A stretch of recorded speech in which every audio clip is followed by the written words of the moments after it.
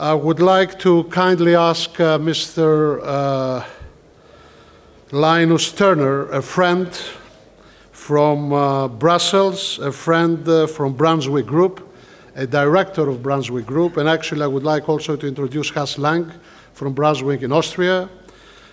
We thought that because Serbia is not quite familiar how European Union works, what are the institutions, how companies can benefit from the start of the negotiations, we thought that we bring an excellent speaker from Brussels in order to give you, his thoughts and actually, a presentation about all these things. So I would like to welcome Linus. I would like to thank him sincerely for traveling from Brussels to join us. Half an hour is good. Thank you. Thank you. Hello, my name is Linus Turner. Thank you, Symeon, for the opportunity to come and talk to you here. I'm primarily, I think, here because I work in Brussels for a communications agency called Brunswick Group, and we help companies to engage with the European Union and the European Union institutions in the formation of policy and legislation. We help both our clients to understand how that legislation will progress, how it will be implemented, and how it might affect them, and also help them to engage in that process and bring their expertise into the policy-making process in Brussels. There's one other element to perhaps why I'm here today. We also carried out a small study into Serbian accession to the EU for a client recently. I'm afraid that some elements of that study are confidential, but I have brought out some highlights of what that might mean and how Serbian accession is viewed in Brussels. How do I move this on? Okay. So today, very briefly, I'll just go through how Serbian accession is viewed, what impact that might have, particularly on foreign investment flows, and then why and how companies engage in the legislative process in Brussels.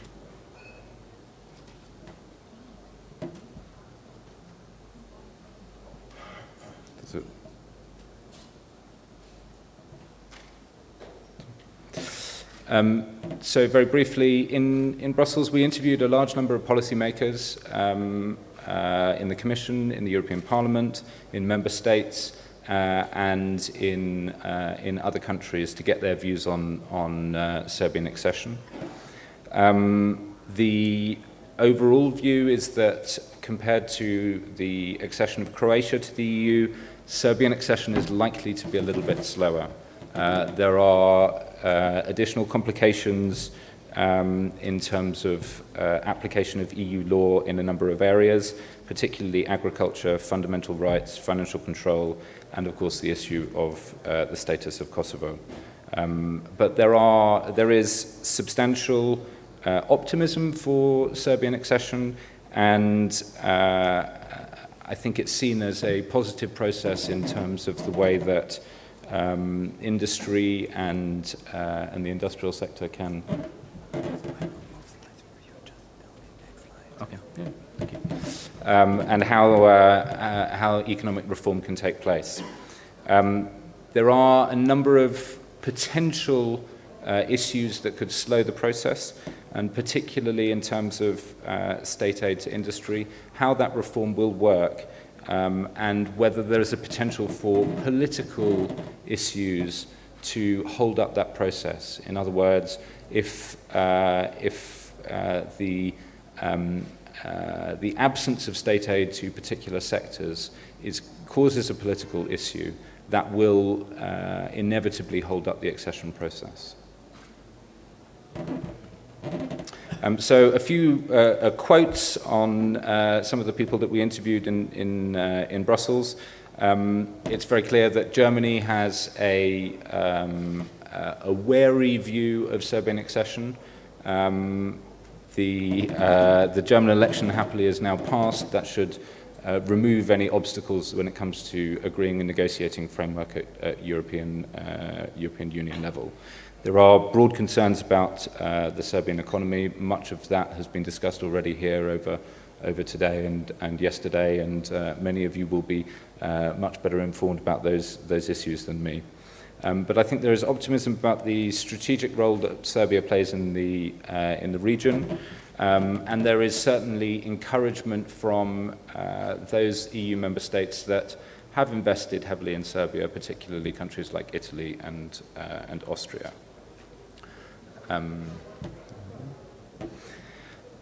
There is nevertheless, I think, a concern amongst the EU member states that there is expansion of the EU has happened very quickly, that it was perhaps rushed in on a number of occasions with countries, Romania and Bulgaria, probably to a significant extent, that the process, I think, then was slowed slightly with Croatia, and there are concerns about what's called absorption capacity, how far the EU can expand and how far it should expand. And that will necessarily impact on how quickly Serbia will join. There's an element also of what's called Balkan fatigue, I'm afraid. But I think, nevertheless, there are a number of enthusiastic voices about Serbia joining. Our overall view in the study that we produced was that it's entirely unrealistic to expect accession before 2020, and that we're looking at 8 to 10 years as a likely time frame for accession. Now, I assume that's not going to be a surprise to anybody. When I was coming here yesterday, the driver of the car that picked me up from the airport and brought me here to the hotel heard that I was going to be speaking about the EU, and he said, well, it won't happen for 8 to 10 years. And I confirmed my view that actually you can probably avoid paying for expensive studies and simply go and ask a taxi driver what he thinks is a simpler way to get a view. Linus, do you have any insight about the start of the negotiations? Schulz made a statement, the chairman of the European Parliament, the other day, that it's likely that early January the negotiations will start. Do you have any insight? Or? I think the expectation certainly is that a negotiating framework will need to be agreed at the European Council. That's likely to happen in December, and then that paves the way for the opening of the first chapters, 35 chapters of the accession treaty, and the first chapters could then be opened as soon as January. I think that's right. That's likely. Yes. And particularly now that we have the German election out of the way, there are, of course, the cycle of European policy making is always dependent on member state elections and what member states feel that they can reasonably do without affecting their own popularity at home. But, just very briefly, we had a quick look at what impact candidate status could have on Serbia, particularly in economic terms. Primarily, we were looking at FDI flows, foreign direct investment flows into Europe or into southeastern Europe. You'll see the slightly different timeframes on these graphs, but essentially the flow of FDI into southeastern Europe pretty much matches in terms of the peaks and troughs that of global FDI flows. In other words, irrespective of status or geographic location, pretty much everyone is tied to the world economy. When the world economy is doing well, everyone else does well. It's a slightly different graph, but the FDI flows in Serbia follow a similar line. And the interesting thing here is on the red bars are the total FDI flows in Serbia. The blue bars are the FDI flowing from Europe, from the EU.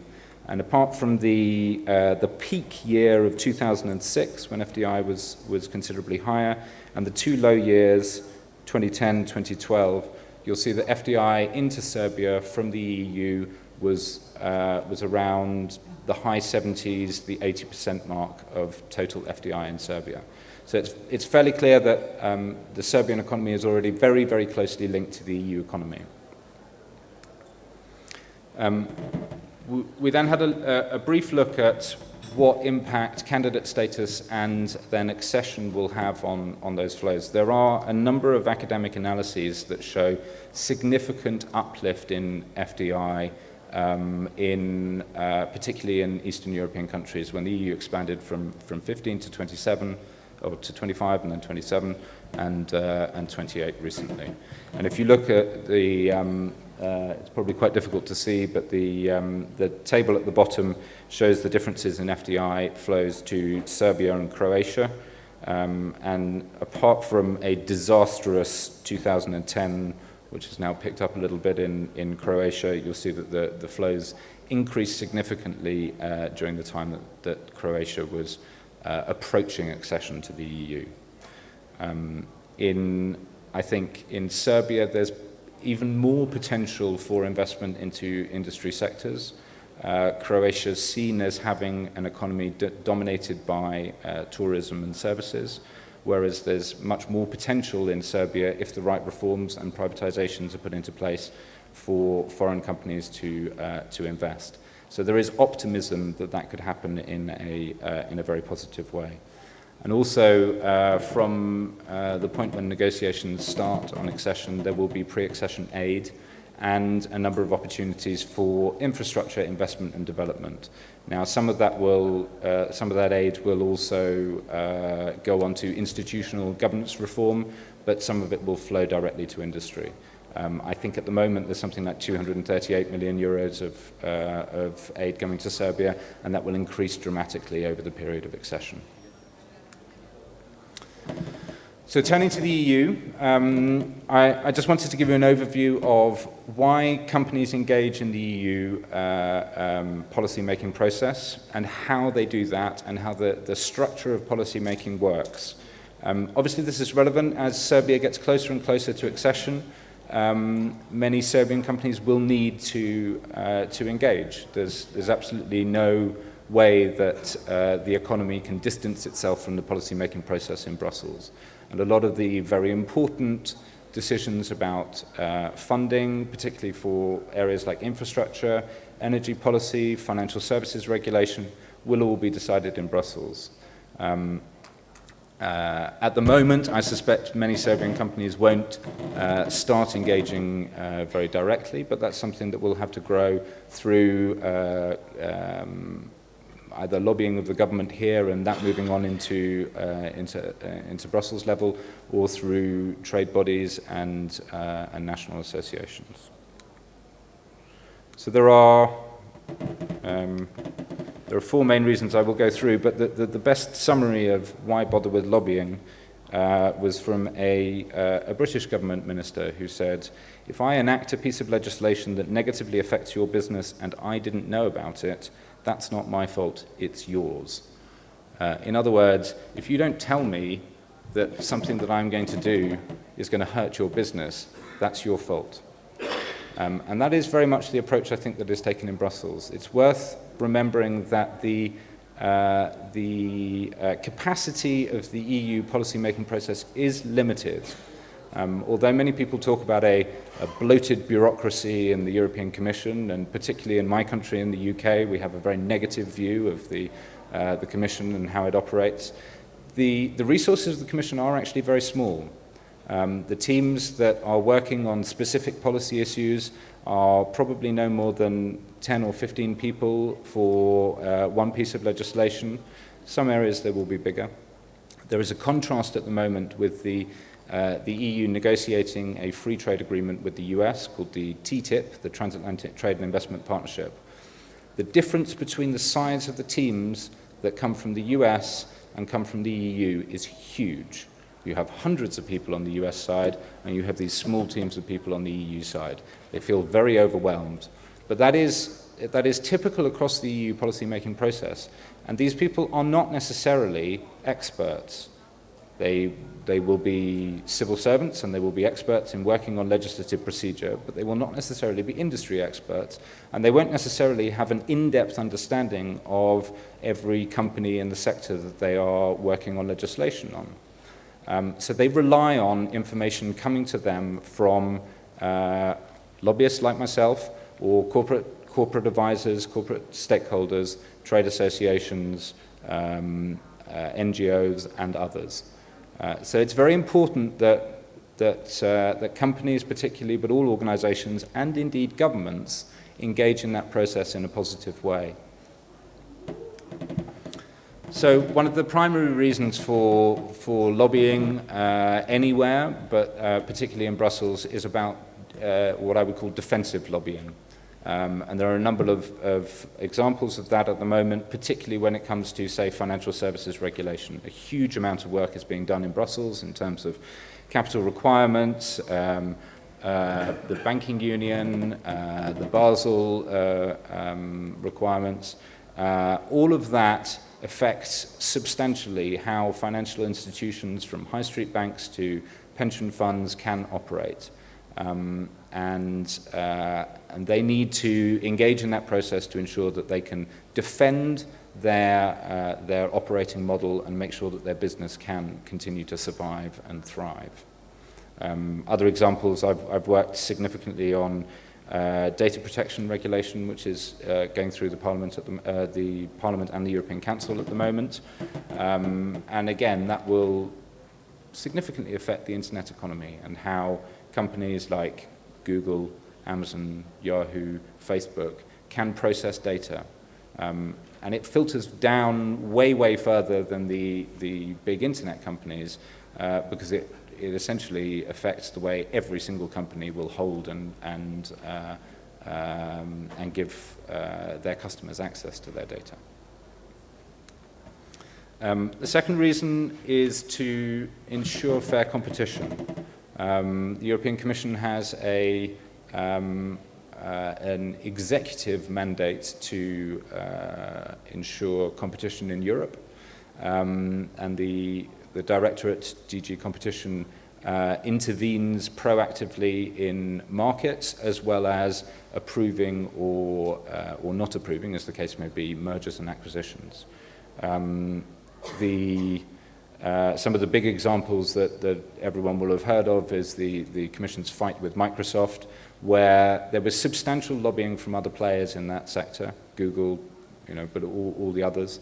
And historically, there are examples like the proposed merger of General Electric, GE, and Honeywell, which was passed in the US, and no one really thought what was going to happen in the EU, and the European Commission blocked it.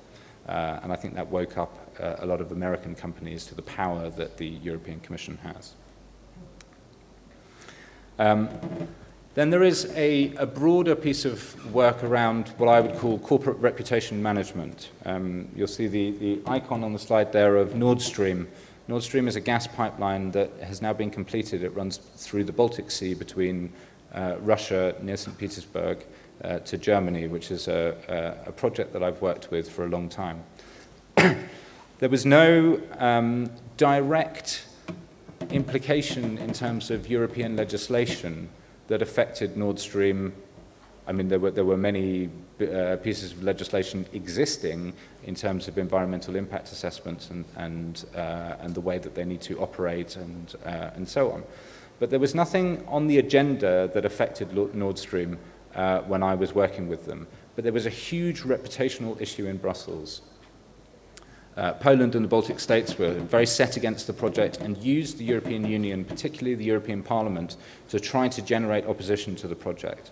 And so we worked over a period of, I think, 7 years to inform European policymakers how the project was progressing, exactly how it was working with the requirements of the European environmental impact assessments, and a process called the ESPO process, and negotiating with and involving all member states. At the end of that time, it was seen as a model project in infrastructure investment in Europe, and it was very successful. But at the beginning, there was a serious threat to the project, not from legislation, but purely reputationally. And then finally, there's a positive aspect to lobbying, where companies will see a market opportunity to sell products that they need the right legislative environment for. And one of the examples there is the This here is an X-ray scanner for aviation security, airport security. I work for a company that manufactures very sophisticated equipment that can actually detect explosives. Unfortunately, if you go through an airport anywhere in Europe, most of the machines that you put your bags through don't really do very much. But the legislative environment is such that airports will only buy the equipment at the lowest possible cost that is mandated by the regulation. So we are working to increase the standards in the regulation to ensure that there is a market to be able to sell into. So if that's why companies engage and what it is that they care about, I'm just going to quickly run through how the different operators in Brussels work. Member states, European member states, the 28 member states, all have a permanent representation in Brussels headed by an ambassador that is effectively their embassy to the EU. And that works to try and develop policy, but it also, frankly, works as a lobbying group for the interests of the country concerned. They work at different levels. There are working group levels where you have officials either in Brussels or from national ministries who come to Brussels for meetings on particular topics. And then the ministerial level is a normally twice every 6 months meeting for each subject area where the relevant minister will come across and sign on the dotted line. Symeon, would you pass me a glass of water? Thank you. Obviously, then there are a large number of other countries that operate in Brussels on the same sort of way. A number of those are interesting. Thank you very much.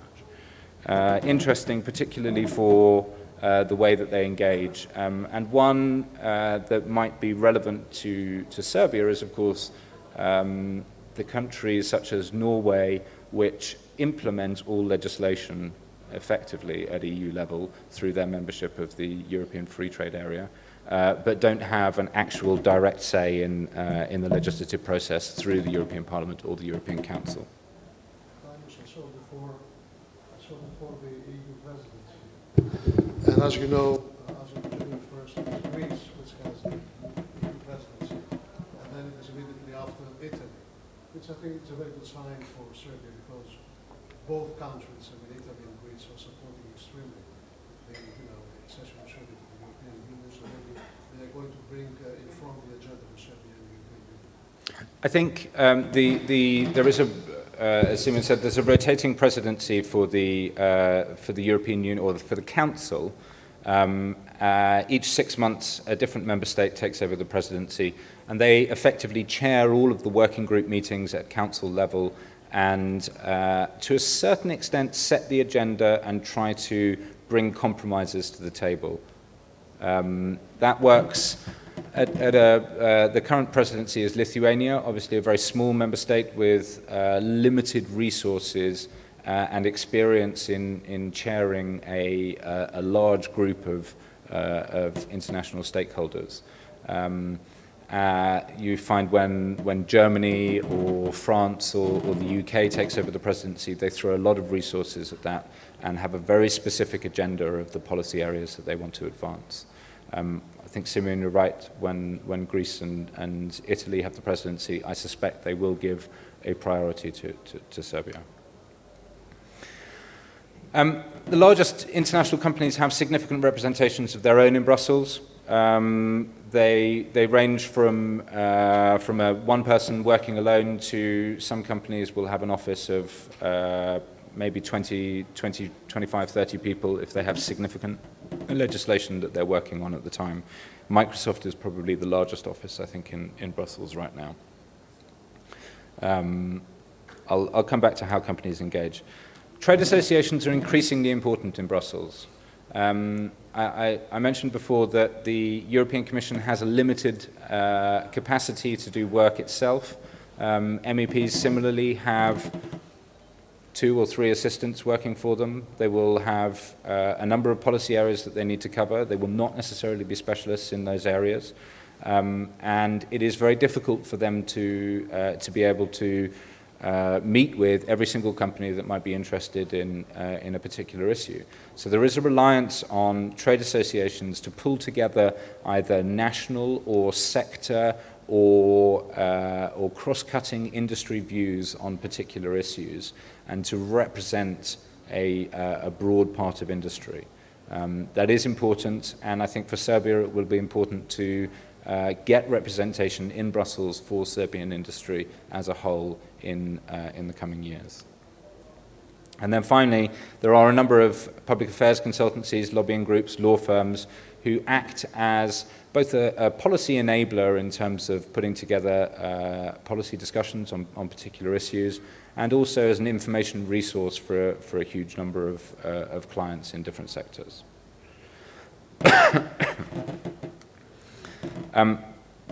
Finally, NGOs have a big role in Brussels, and they work very differently to all of the other players, or they can work very differently. A lot of NGOs do engage extremely positively in policy development, but they also know that they have license to be a little bit more liberal in the way that they can draw attention to issues. Now, sometimes that's incredibly positive and worthwhile. Sometimes, as a lobbyist working with companies, I can find that very frustrating because, of course, they can do things that we can't. I don't know if Symeon, you can distribute an electronic version of this presentation, but I have a couple of links in here later that... Mind you, Linus, I wanted to ask you this, seriously, yep. Yeah. So thank you very much. But there are some links to NGO stunts and things that people can do to draw attention to issues. It's very important to work out in a lobbying campaign or a policy campaign who's on your side and who's not on your side, and work with anybody who shares the same interests with you. On energy issues, I've worked with Greenpeace and WWF when we've shared the same aims and ambitions, and they've been, I think it's fair to say, opposed to me when I've been working on other issues. There are also think tanks, policy institutions in Brussels that play an important role, partly in bringing people together and facilitating discussion, policy development, but also looking at policy themselves and analysing policy from an independent perspective. And then finally, the media in Brussels is an important policy audience. I think traditionally in communications, the media and public policy have been seen very differently. That's not the case anymore. The 1,000 or so journalists that are sitting in Brussels are essentially all concerned with public policy issues. They may not be able to write in detail about the development of the single energy market on a daily basis, but they certainly are an important audience for politicians who, will read the Financial Times, the European Voice, and their own national newspapers. Brussels is also quite a social place, both in terms of social media, a lot of it ironic and sometimes scathing of the European institutions and the pace that they work at, but also social in the sense that a lot of work is done informally in terms of the square down, I can't see, on the bottom left is the Place de Luxembourg in front of the European Parliament, where every Thursday night you will find thousands of young people milling around, largely to have fun, but also to talk about the policy issues and the work that they do. So the decision-making process and how this works. The three main institutions of the European Union are equally important. I think from some companies' perspectives, they target the Commission or the Parliament or Member States much more than the other two institutions. I think that's a mistake, and it's very clear now that European policymaking is a process of consensus finding. That has to happen within each of those institutions and then between those three institutions themselves. Just to be clear, the top left is the European Commission, the Berlaymont building, the headquarters of the Commission. The top right is the new council building that is being constructed in Brussels at the moment. I don't know whether you can see, but it is a sort of chamber within a weird structure. It always looks to me like the chamber in the Star Wars film where the pods come down and debate, but I'm sure it's not intended that way. And the bottom one is the European Parliament, which I'm afraid is often compared to the Tower of Babel. But that's the Parliament building in Strasbourg. The Parliament is also obviously in Brussels. Saying about consensus, particularly, for instance, in the European Parliament, there are a number of political groups. MEPs sit in political groups. They also are part of their own national delegation, and their national political party may sit in a political group with other national political parties that they have something, nothing, or maybe a little bit in common with.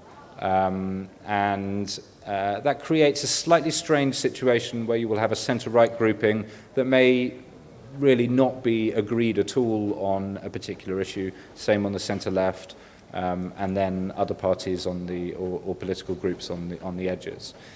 The Parliament sits in a hemicycle. It's not government versus opposition like it is in many national parliaments. The process is very much about finding consensus across a number of different political groups. And the work is done in committees. Each group nominates certain MEPs to sit in issue committees that review legislation, that take positions, final vote by the Parliament in itself. But within those committees, you will find cross-party alliances being built on each issue as it happens. And that's very important. The same happens in the Council. It's no good for one member state on its own to lobby on an issue that it finds very important if it hasn't managed to get the support of other member states. There's a very good example of that at the moment. There is, this week I think it was due to be, I'm not quite sure what's happened now, but there is a piece of legislation about car emissions and a plan that by 2020 car fleets from each car maker should have an average limit of emissions of 95 grams of CO2 per kilometre. The German car industry sees this as an attack on their, beautiful big Audis and BMWs and Mercedes, and thinks that's very unfair. The German government, it appears, I think, has now managed in the council to negotiate a delay or a phase-in of that for 4 years between 2020 and 2024. That will have come at a significant political price for Germany. It won't be apparent right now, but over the next 6 months, I will suspect that you will see Germany supporting France or the UK or other countries that it has managed to bring on board on issues that would not necessarily be in Germany's prime interest. So that sort of horseplay does go on, both in the Parliament, in the Council, particularly. And it's something that gives companies a chance to engage, but also makes it much more unpredictable. Deals can be made at the last minute where a country or a political group has decided to give its support to something that it wasn't going to originally because it will get something back later on.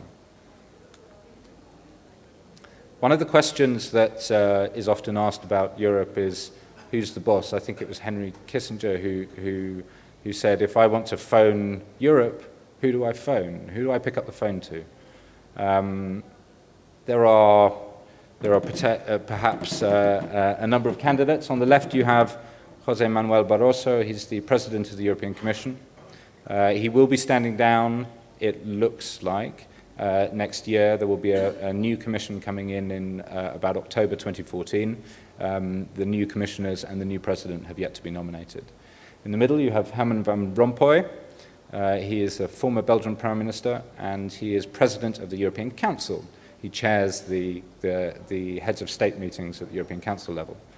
On the right, you have Martin Schulz. He's a German MEP. He's president of the European Parliament. He would dearly like to be president of the Commission next year, but I suspect that's unlikely, even though he is viewed as a front runner from the centre-left group.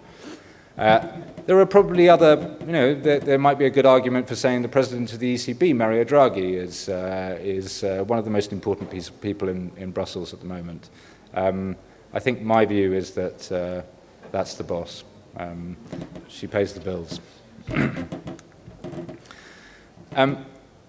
It might not look like it, but this is a very simplified view of how the legislative process works, the co-decision process in Brussels. The essential thing that you need to know is that on the left, the European Commission proposes legislation. It then submits it to the European Parliament and the Council. And both of those two organisations, usually in parallel, although in theory the Parliament starts first and the Council afterwards, both of those organisations will amend the legislation that comes through. And again, it's a series of compromises that gets you to a state where the Parliament and the Council can accept their own version of the amended legislation. In theory, the process moves from Parliament to Council, and the Council, of course, has a very different view from the European Parliament. The member states want to protect their industries, they want to have their say, they want to have a very national UK perspective, German perspective, whatever it is. Whereas the Parliament will tend to take a more social and perhaps progressive view about Europeanisation of legislation. In theory, there's a back and forth between the two. In practice, what the process of first reading and second reading these days is not entirely, but is becoming less and less frequent. And you get what's called a trilogue, where at the end of the European Parliament and the European Council having agreed their individual positions, the Parliament nominates negotiators to sit down in a closed session with the Council, and the European Commission advises the three parties as a trilogue, and they will hash out a compromise that goes back for approval. There's I think, a potential impact on the transparency and legitimacy of the policy-making process there. But it is, I think, these days the accepted way that European legislation works. I think I'm probably running over time a little bit, so I perhaps won't go through all of the slides that I have here, just to say that engaging all three institutions is very important. The Commission will start a process perhaps a couple of years before they issue a formal legislative proposal. They will issue consultations, they will take soundings for different industries and companies and member states. And being involved at that early stage in the legislative process is very important if you want to have an influence on the way it turns out. The Parliament, it's difficult to predict who will be important until the key people, the key negotiators are appointed, but there are a number of opportunities to engage at each level of the process and try to help with that information giving to MEPs. And then finally in the Council, there is significant negotiation that goes on back at the member state capital in ministries, passing that position to the permanent representations in Brussels, and a flow back and forth. So we very often these days organise campaigns where we help our clients to access not only the people in Brussels, but also back out in the member states. I'm not sure if 2 years average for a piece of legislation is perhaps right anymore, but from the very beginning of something starting in Brussels, the Commission thinking we need to have a look at this issue, to a piece of legislation being enacted, being approved by the Council and the Parliament, at least 2 years, I would have thought, and you also then have an implementation phase afterwards. So the European policy-making process is very slow. It takes a lot of time, and it takes resources then to be able to engage in it all the way through. That's one of the reasons why I think companies really need to decide what it is that they want to push on. And that applies also for member states. Governments don't have infinite resources either, and they need to decide exactly which things they want to engage on. I think perhaps, Symeon, I will skip over good practices in lobbying and just come to Yes. a very final view on transparency, which was something that has been mentioned here before. There is an image deficit for lobbying. Again, if you have the electronic version of this presentation, there are I think 3 links there, looking both critically, satirically, and fictionally, in the case of Brussels Business, which is a film on lobbying in the EU, at the way lobbying is done. It's not exactly a dirty word, lobbying, but I think there is a view that lobbyists do try to exert undue influence on the process. My perspective, as you would probably expect, is that industry, companies, and lobbyists have a very important role to play in that policy-making process. As I said before, I don't think you can expect the European Commission, European Parliament, to come up with legislation on their own without the expertise and the real inside knowledge of what's going on in companies and industry sectors. We do have something called a transparency register in the EU. That's a combined register of lobbying activities that the European Commission and the European Parliament have put together. You will find my company, Brunswick Group, on there, along with most public affairs consultancies in Brussels and a large number of companies. It has its problems. Law firms that do public affairs work generally refuse to sign up to the register, they citing client confidentiality. The information on there is not necessarily accurate in all cases. I mean, I've been through and looked at some companies that declare very, very small amounts on lobbying activities, and I know for a fact that they spend significantly more on that. But the transparency process, I think, is a good one. I have absolutely no problem in that. And it's interesting when you look at, for instance, NGOs, how much they spend on Brussels activities, which is, of course, pretty much pure lobbying as well. I'm happy to answer any questions. Linus, thank you very much. Very thorough presentation. I hope, as we said, we have copies. You give me the idea that maybe we need to start an event of Serbia in Brussels every year, trying to promote Serbia among the quarters of Brussels. Anna Firtel is the Executive Director of the Foreign Investors Council, a very prominent organization. Anna, please go ahead. Thank you, Symeon. 2 questions, but very briefly. What would be your recommendation to the companies from Serbia or foreign companies which do business here in Serbia? Do they now communicate only to the Commission or to other institutions as well, vis-a-vis the fact that the Commission is now the primary body in the accession process? And the second question, if you can give us very concrete takeaways, in a sense, let's say 3 things that you do and 3 things that you do not do in the lobbying process towards Brussels. So I think in terms of where do Serbian companies engage, I think I would separate out 2 things. One is the legislative process, the policy development process in Brussels. And I think for that, any company needs to engage all 3 institutions. That doesn't mean you have to speak to everybody in the Commission, every single MEP, every member state, but you need to pick the allies and the supporters in those institutions. I would suspect that the way to do that at the moment for Serbia will be, or for Serbian companies, will be through groupings, industry groupings, national industry bodies, and so on. I think it's important that they establish a presence. Of course, the direct answer to what would I advise them to do is come and speak to me. But and then your second question was, what do we do and what do we not do?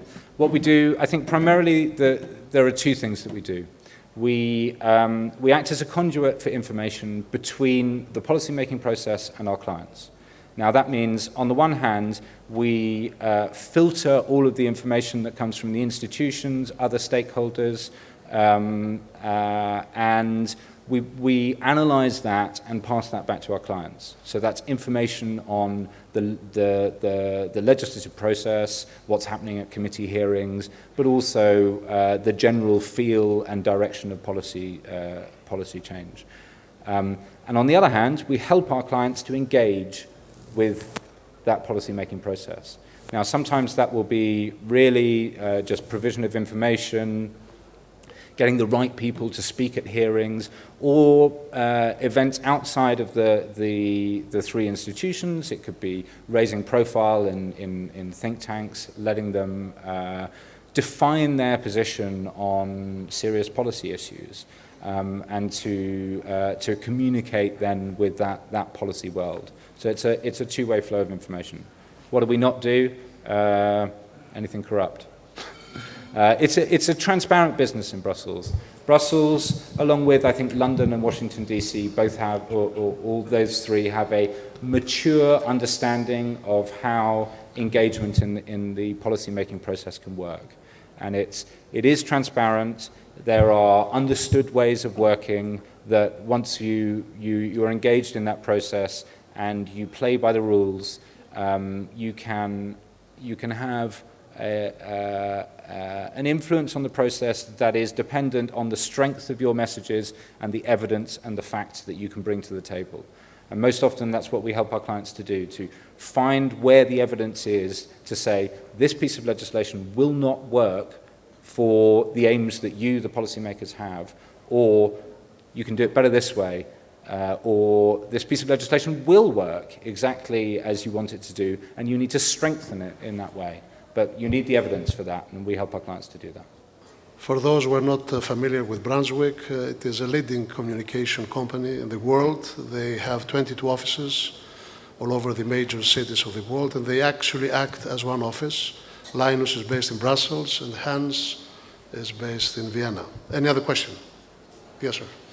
But please quick, so that we go out and have a quick bite and return in 15 minutes.